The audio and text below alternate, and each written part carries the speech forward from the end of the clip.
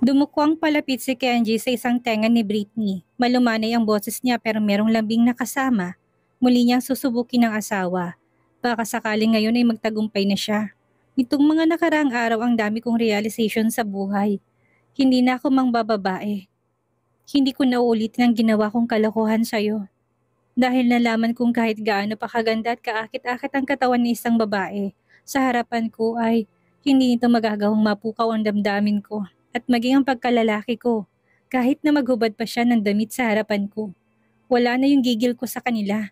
Dahil sa tuwing maiisip kong nagmamakaawa ka habang nasa ilalim ko at kaulayaw ko, buhay na buhay ang dugo ko bilang isang lalaki. Ikaw lang ang gusto ng katawan ko, Britney. Ikaw lang. Hindi mo ba ako mapagbibigyang muling magbago? Napatakip na sa kanyang magkabilang tenga si Britney. Hindi niya na kayang pakinggan pa ang boses ni Kenji. Akmang tatalikuran na niyang asawa nang bigla siyang hawakan nito sa kanyang isang braso. Nahabag ba si Kenji na makita niya ang dating malusog nitong braso, ngayon ay parang braso na ng bata. Nagpumiglas doon si Britney. Pilit niyang hinilang kanyang mga kamay upang makawala lang ulit kay Kenji. Bitawan mo ko! Britney, hindi kita sasaktan kaya huwag ka nang matakot sa akin. Hindi ba't nangako naman ako na hindi ko na ulit gagawin ang mga ginagawa ko noon sa'yo, hindi ba? Sambit pa ni Kenji sa kalmado pa ring tinig. Pilit niyang kinukuha ang loob ni Britney. Sabing bitawan mong kamay ko. Nangihinang turan ni Britney. Bunga ng walang lakas na katawan nang dahil sa ilang araw na wala rin siyang kain. Umiikot na naman ang paningin niya. Sabayan pa yun ang agarang pananakit ng kanyang ulo. Kenji! Mabilis na sinalo ni Kenji ang katawan ni Britney na biglang namutla at tuluyang nawala ng malay. Ilang segundong hindi nakagalaw sa kanyang kinatatayuan ng lalaki. Yung tipong kahit na gusto niyang sumigaw upang humingi ng tulong ay walang lumabas sa kanyang lalamunan. Nakatingin lang siya sa mukha ng asawang nakapikit. Britney, huwag ka nga magbiro ng ganyan. Kumabog ng puso niya. Hindi niya na alam kung anong kanyang gagawin ng mga sandaling iyon. Mabilis niyang binuhat ang katawan ng asawang, noon lang niya napagtantong parang papel na lang sa sobrang gaan.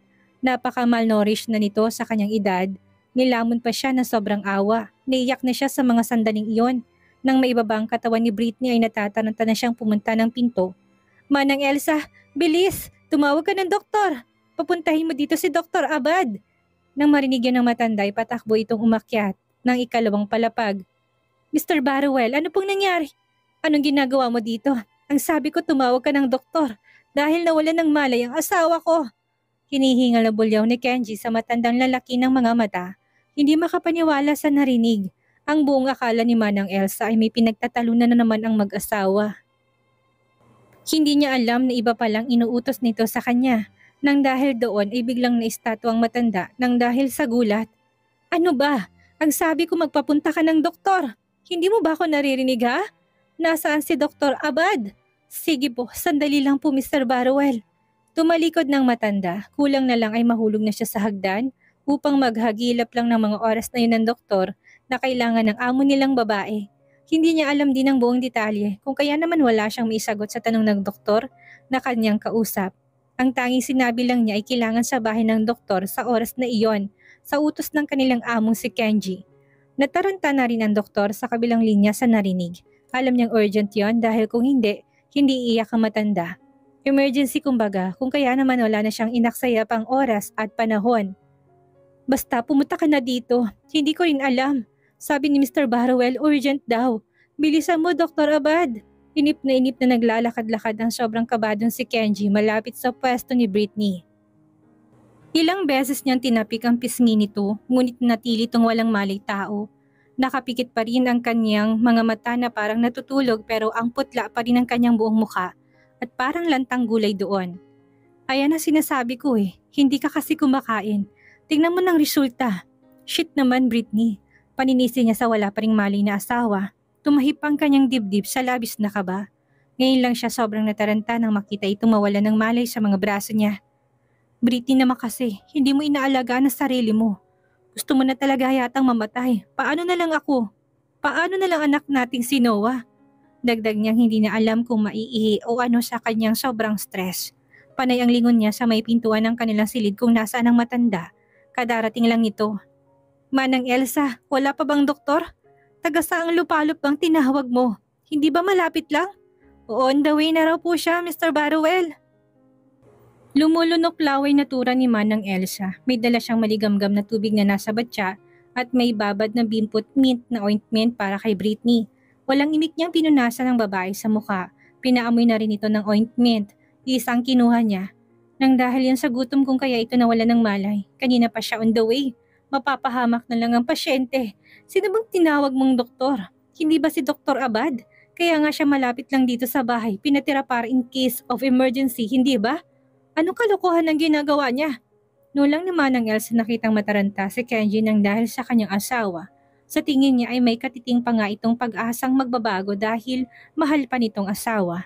Kailangan lang nilang mag-usap. Kailangan lang nilang magkaroon ng one last chance. Day off niya po ngayon. Sino nagbigay sa kanya ng karapatang mag-day off? Binabayaran ko siya monthly para lang sa biglaang emergency kagaya nito. Tapos ang lakas ng loob niya mag-day off? Humanda siya sa akin oras na may mangyaring masama kay Britney. Pananagutin ko siya hanggang sa kabilang buhay. Sa puntong iyon na nakarating na sa pintuan ng silid ng master's bedroom ang humahangos na doktor, mas nataranta pa siya nang makita niyang naroon si Kenji. Hindi niya kaagad nalaman na umuwi na pala ito. Kung alam niya lang iyon ay naging alerto siya at hindi nagpakampante na magpalaboy-laboy sa street ng Paris. Mr. Barrowell, gawin mo ng maayos ang trabaho mo. Agad na panduduro sa kanya ni Kenji gamit ang nalilisik na mga mata nang lumakad na siya papalapit sa katawan ni Britney.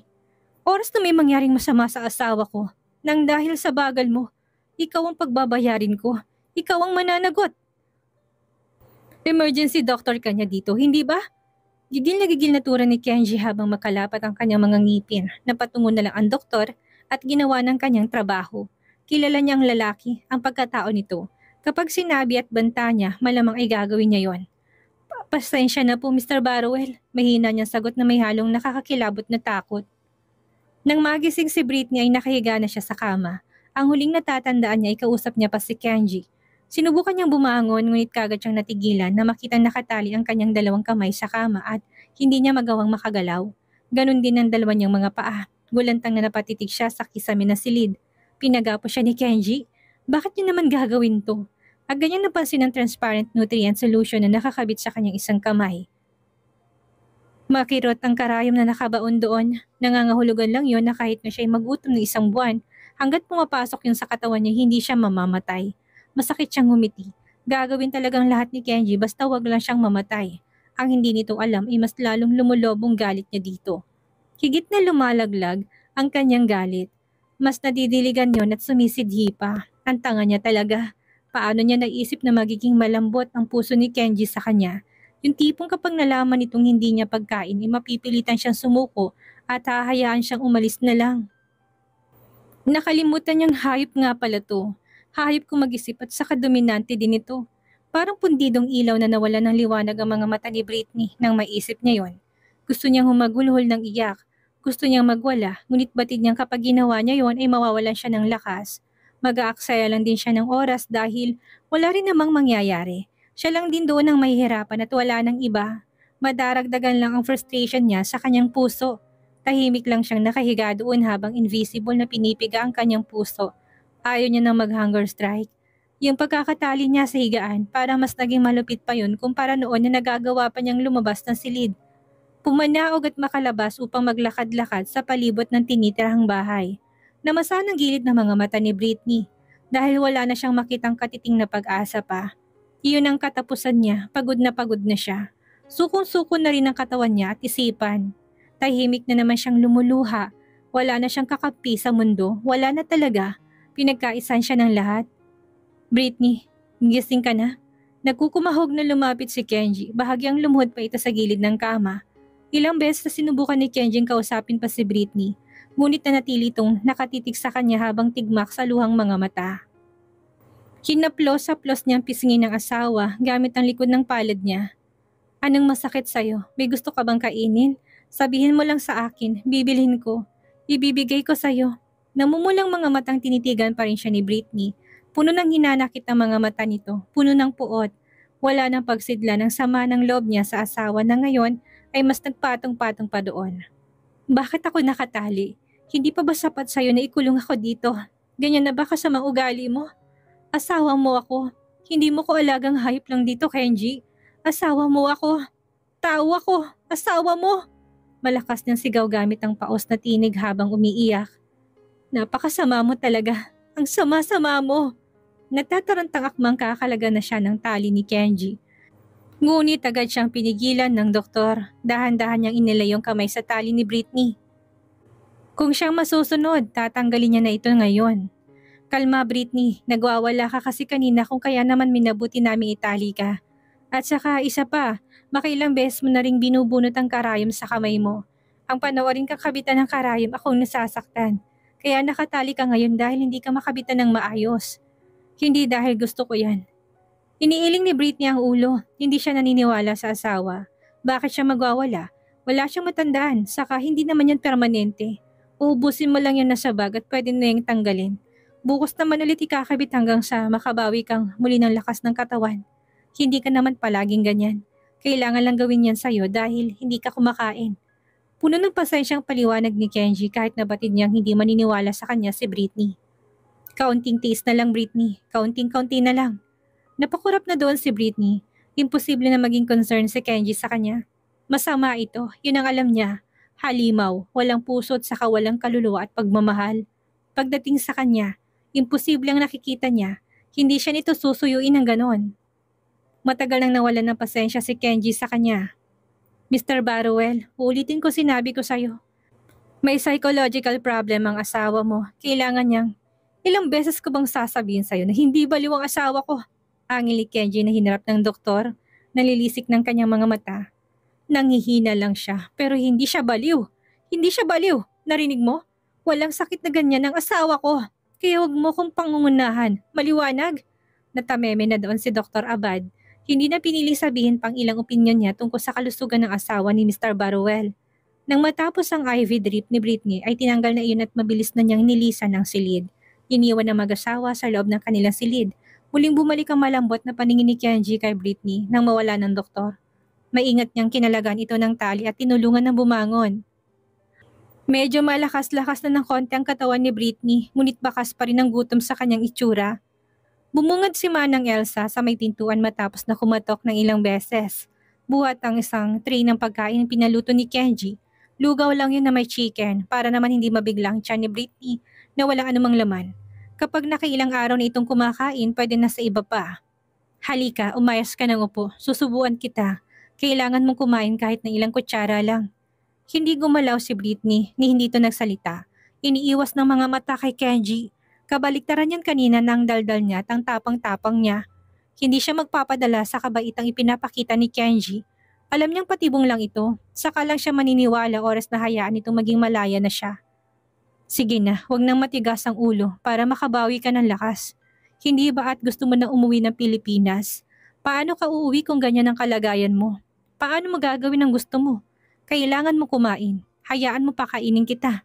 Dagdag pa ni Kenji na inayos ng maliit na table sa kama upang pagpatungan ng pagkain ni Britney. Ang mahalaga sa mga sandaling iyon ay makabawi ng lakas ang asawa. Saka na niya pag-iisipan ang iba pa niyang plano. Kailangan magkaroon ito ng kahit nakatiting na pag-asang muling mabuhay.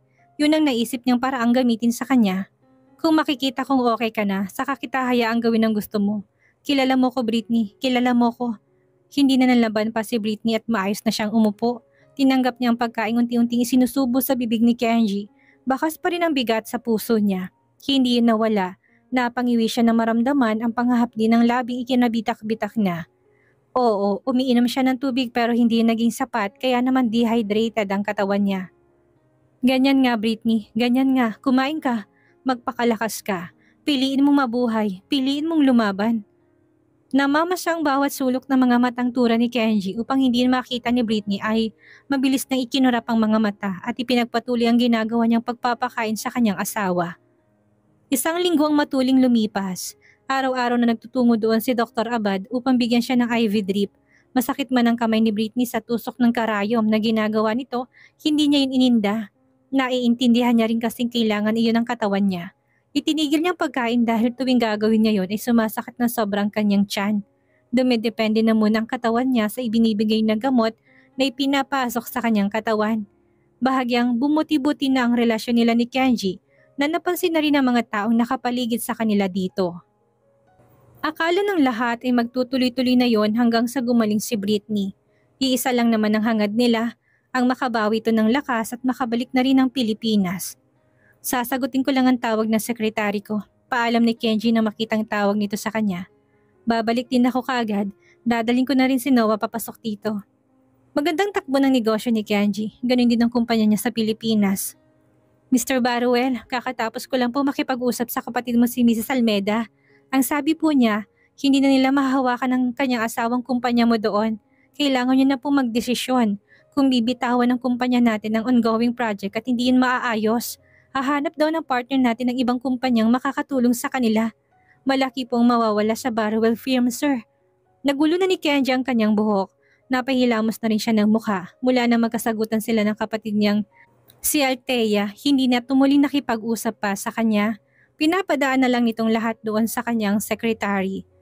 Sige, bukas na bukas din ay babalik ako ng Pilipinas. Walang kurap nitong desisyon.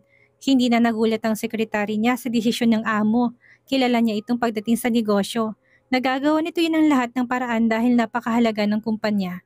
Bumalik na sa silid ng asawa niya si Kenji. Paniguradong kapag nalaman itong babalik sila ng Pilipinas ay lubhang masasayahan si Britney. Baka yun pang maging dahilan ng tuloy-tuloy nitong pagbawi ng lakas. Susubukan na rin niya itong lumuwag. Pilit niyang ibabalik ang dati sa kanila. Muli niyang kukunin ang loob nito. Britney, mag-usap tayo. Ani ang naupo sa harapan ng kama ng asawa. Tahimik siyang nilingon ni Britney. Hinihintay na dugtungan itong mga sasabihin niya. Malapad nang ngumiti si Kenji. Nababanaag niya kasi ang excitement ni Britney doon. Bukas, uwi tayo ng Pilipinas. Sa unit ko tayo titira, kasama si Noah.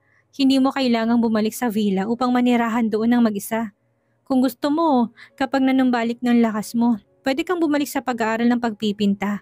Pwede ka rin magbukas ng sarili mong gallery kung saan natin ilalagay ang lahat ng mga pininta mo at magiging obra mo pa. Gusto mo yun, hindi ba? Pangarap mo yun. Namasa ng mga mata ni Britney. Natatandaan niya pa ang pakiramdam noong kinakwento niya kay Kenji. Dati na gusto niyang maging sikat na pintor sa bansa. Hindi na kita kukulungin. Mananatili na rin sa tabi mo si Noah. Ikaw ang magpapalaki sa kanya. Bibigyan natin siya ng kumpletong pamilya. Ibibigay kong kalaya ang gusto mo pero may isa akong kahilingan at kondisyon sa iyo, Britney. Napakurap na ng kanyang mga mata si Britney. Hindi niya inalis ang pagkakatitig niya kay Kenji. Pilit niyang inapuhap sa mukha nito kung nagbibiro lang ba siya o hindi. Ngumiti si Britney ngunit hindi yun umabot sa kanyang mga mata. Maya-maya pa'y naiyak siya. Totoo ba talaga ang sinasabi ni Kenji sa kanya? Saka anong kondisyon? Hindi naman magiging mahirap ang kondisyon ko na alam kong kayang-kaya mo. Anong kondisyon mo? Hindi mo ko iiwan. Mananatili pa rin tayong mag-asawa. Hindi kita pipiliting gawin ang mga bagay na ayaw mo kagaya na lang ng pakikipagtalik. Bumalik tayo sa dati. Buuhin natin ang mga pangarap nating nasimulan noon. Papayag ka naman, hindi ba? Tanong pa ni Kenji na puno ng pag-asa ang boses niya. Pagbibigyan mo na ba ako? Dahan-dahang tumango ang ulo ni Britney sa kanya. Aminin niya man o hindi, kahit nagaano pa siya kagalit sa asawa, maganda pa rin ang offer nito. At least nasa Pilipinas na sila. Muli niyang makukuha ang kalayaang nawala sa kanya noon. Mabibigyan niya pa ng buong pamilya ang kanyang anak. Ayaw niyang lumaki ito maging kagaya niya. Sige, pero sana to pa rin mong lahat ng ipinangako mo sa akin, Kenji. Bilang tugon ay mahigpit, naniyakap ni Kenji ang payat pa ring katawan ng asawa niya. Masakit man ang mga pinagdaanan nila ni Britney sa Paris, sisiguraduhin niyang pagbalik nila ng Pilipinas ay mag-iiba na yon. Kakalimutan na niyang paghihiganti sa kapatid nito. Gaya ng sabi ni Althea sa kanya noon, walang magandang may dudulot ito sa kanya, kung kaya naman pipiliin na lang niyang maging mabuting asawa sa kanya. Sisikapin niyang huwag silang bumalik sa dati. Huwag maranasan niya ito ulit. Pangako, Britney. Saksi ang silid na ito, nangangako akong magbabago na ako. Bumuhos na rin ang luha niya doon habang yakap sa mga bisig ni Kenji. Sa unang pagkakataon ay muli niyang naramdaman ang init ng pagmamahal ng asawa. Hindi yun nakakasakal, hindi yun masakit, hindi kagaya ng dating matalim na parang kutsilyo. Lumakas pa ang kanyang pag-iyak. Sana totoo na talaga ito ngayon. Salamat sa isa pang pagkakataon, Han. Masuyong bulong ni Kenji sa tenga niya. Isang ilang segundong halikang tinanim ni Kenji sa humpak na kanyang pisngi ni Britney habang yakap niya ang katawan nito. Mula sa mga sandaling iyon ay nakikinita na niya sa kanyang balintataw na magkakaroon sila ng masayang pamilya. Oras na maibalik nila ang lahat sa dati. At sa bansang Pilipinas nila ito muling sisimulan. Asahan mong hindi ko to sasayangin. Nang gabing iyon ay maligay nag-impake ng mga gamit niya si Britney. Binibilang na niya sa kanyang daliri kung ano ang unang gagawin niya pagbalik niya ng Pilipinas.